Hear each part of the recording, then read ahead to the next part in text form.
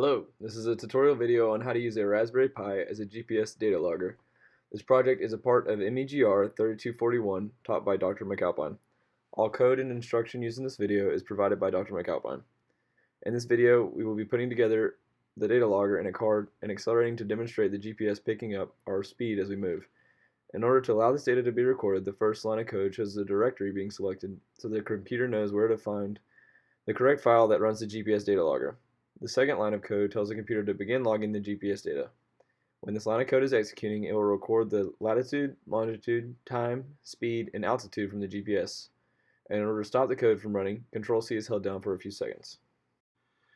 The last line of code was typed into the Raspberry Pi and unplugged from a computer monitor. The Pi was placed into the passenger seat of a car and powered by the plug in the car.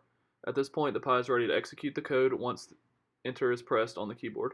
Once a safe location was found, the code was ran and the car accelerated. Once the car was stopped, the code was stopped by holding Control-C. A second pass was made in the car with an additional passenger so that the total weight of the car changed by about 180 pounds. There were two different cars that were both tested twice, so a total of 4 runs will be shown in the following videos.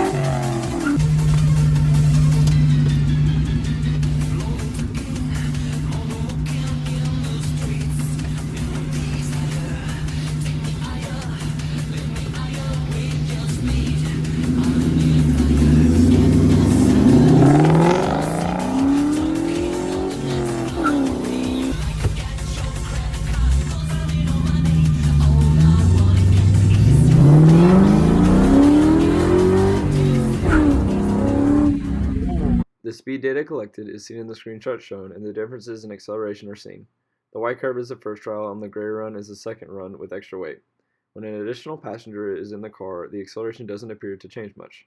There could be some human error in the results, and more testing would be needed to see a more conclusive trend, but after 2 passes, these are the results obtained. The data shown here is the data for the second car shown. The white curve is the first trial, while the gray curve is the second trial with extra weight. The acceleration curve for the first run seems to be a bit steeper than the acceleration curve in the second run. It is also worth noting that you can see where the car shifts from first to second gear, denoted by the flat spot on the curve. There was some error with the second pull when the car shifts from first to second and during the first gear pull, but not enough to invalidate the data. Thanks for watching the video, and have a Merry Christmas!